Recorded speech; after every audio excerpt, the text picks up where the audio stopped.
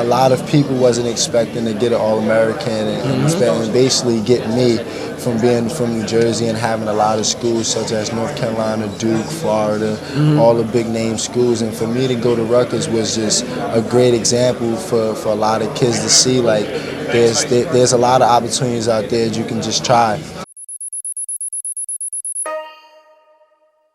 Michael Rosario, born November 2nd, 1990. Making the McDonald's All-American game in basketball is supposed to set a prospect up nicely to have whatever career he chooses from there. Best case, with the name you've created to that point, you spend a year removed from high school at a place wins and records don't matter much as long as individually you meet the mark expected of you. Then you're a shoo-in for the upcoming draft. Worst case scenario is you end up playing basketball overseas because at some point things didn't go as planned, and soon enough for you to still hold on to that potential you were credited by being acknowledged as one of the best high school prospects in the nation. Overseas ball isn't bad, but for a McDonald's All-American leaving high school that got to display his talent in a game like that, there should be a better outcome, at least coffee in the NBA. According to the numbers, 60% of McDonald's All-Americans make the league, a lot better odd than the .02 chance a high school basketball player that didn't make the year-end game is afforded. Today's feature made that game was the third leading scorer behind Willie Warren and game MVP Tyreke Evans, and his team won the game. He and Jrue Holiday tied for a game-leading 5 steals as well. He only played 19 minutes. It's not usual for that to be the outcome, and still the prospect goes on to spend 5 years in college and at the end have no chance of being drafted. But in this case, that's what happened. Mike Rosario, if nothing else, created a buzz to his name entering college to a team that's historically been one of the worst in college basketball history.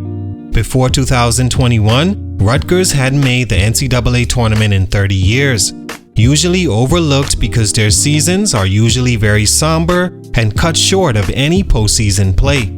He was his team's leading scorer both his freshman and sophomore years before transferring to the University of Florida, where he stepped into the complete opposite program as far as winning culture and exposure. Was it a great decision in the long run? Well, ultimately, the life you create is the one that matters only to you, and leaving Rutgers, he made it clear that winning was something he wanted to get back to, seeing as his high school team was a nationally recognized basketball powerhouse, going 32-0 his senior year and winning a state championship. Was Mike Rosario ever good enough to make the NBA? Let's find out. He certainly had the opportunity, but for these reasons, that didn't happen. Let's talk about it. Salute to everyone that's requested this video. It's your boy JC Stunted Growth. Let's get it. Take a minute to like, subscribe, and comment on who I should do next. Michael Rosario was a point guard shooting guard listed at 6'3" from Jersey City, New Jersey that had an outstanding high school career.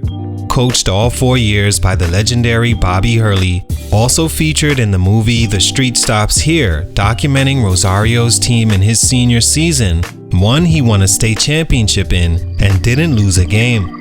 The team was ranked number 1 in the country, which is one of the better examples of winning gets you whatever you want, because that was a huge reason the 4-star rated recruit even made the McDonald's All-American game in the first place. He was ranked outside the top 25 at 32, but how do you not have a player from the best team in the country make the roster, right? He outplayed guys that would go on to do big things in the NBA, like DeMar DeRozan, Kemba Walker, Brandon Jennings, and Jrue Holiday, and would have won the MVP had it not been for the hype around eventual NBA Rookie of the Year Tyreke Evans. He chose to stay close to home, choosing Rutgers over Georgetown, Seton Hall, and Penn State. Stunt number 1, transferring from Rutgers. A main reason Rosario didn't get a shot at making the NBA is, I think, because he left Rutgers and transferred to Florida. We've already spoken about Rutgers' history as a basketball program and how they almost never made it to the tournament throughout the 90s, 2000s, and 2010s. One time only in 1991. But he was still the man there, and sometimes that's all that matters when taking that NBA step. Paul George being a case that comes to mind. Fresno State is also a school that rarely makes the postseason. At one point, they missed the NCAA tournament 40 straight years, and in Paul George's time, never made it. Both his college seasons were losing seasons, yet he was still a lottery pick in the draft.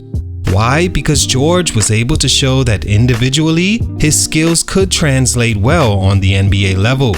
Numbers and attributes important to his position, he achieved high marks, like size, rebounding, assists, defense, and shooting. He wasn't even an elite scorer. And I get that for more important reasons, he and Rosario's situation was different, which we'll speak about later. But the point is, the school you go to doesn't always matter, more than you having that 1 year where your play convinces one team your skills can help them. When Coach Fred Hill brought Rosario in, he gave him the ball from the start and ran the offense through him for 2 years. In 32 minutes a game, he allowed him to shoot 8 threes a game, making 30% of them while committing 3 turnovers a game. His poor shot selection is arguably why the team didn't win many games. But he was comfortable there, and with just 1 more year improving his scoring and percentages, where he shot just 39 and 37%, three-point shooting, shot selection, and taking better care of the ball, he still could have gotten drafted. I also understand that Fred Hill was about to be fired before being forced to resign, but transferring in those days meant more time in school and a potential hit when he could have finished it out as the team's leader in a place where he was already in position. Not to mention, the school he transferred to wasn't the best fitted for his future. Stunt number 2, transferring to Florida.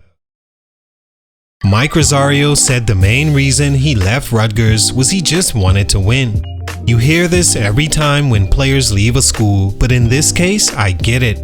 Playing for a school that has no chance playing on the big stage every year has to make you feel non-existent, especially after being used to winning big in high school.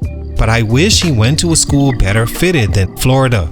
The Gators, when he went there, already had junior Irving Walker and sophomore Kenny Boynton as featured guards that dominate the ball and are volume shooters in his redshirt year. The next season, when Rosario was able to play, they had those two and an incoming Bradley Beal, who was basically exactly what Rosario was supposed to have become for Florida. Beal stepped right in and took over that final spot in Florida's 3-guard lineup, playing 34 minutes a game, Boynton and Walker over 30, leaving Rosario with 13. He basically missed the most important 2 years of his career sitting out, then sitting behind other players by transferring to Florida. There had to have been other choices that could better accommodate his skills and, most importantly, give him the chance right away to develop. That place was not Florida. Not sure if he knew it would be that at the time, or maybe winning was that important to him. Stunt number 3, being a tweener. Lastly, but could have been first, is Rosario being stuck in between the point guard and shooting guard positions. Being a tweener is one of the worst ways to develop into a professional player. It works as an amateur because the talent level and physical development at that point is so much of a difference. When you get to a level the less physically gifted or talented are weeded out, it starts to show that you not having specific skills for a team's need may be more of a problem for the team that invests in you. Rosario was listed at 6'3", meaning more like 6'1", 6'2" with shoes on, a point guard's height on the small end. Matching him up on offense and defense hurts a team unless he's extremely gifted at either positions. Take Kyrie Irving, a tweener that didn't become that until the NBA, but has elite skills as both a point guard or a shooting guard. Mike didn't have much point guard skills and he didn't shoot, create, or score well enough as a shooting guard, but the height of a point guard, along with not doing much other than score at inconsistent percentages, nor playing significant defense and staying 5 years in school, all made it tough as ever to be drafted. He immediately went overseas and had some good seasons, last playing in 2017-18. All in all, how you develop along with decisions made along the way really determine how far you go, even with a McDonald's All-American head start.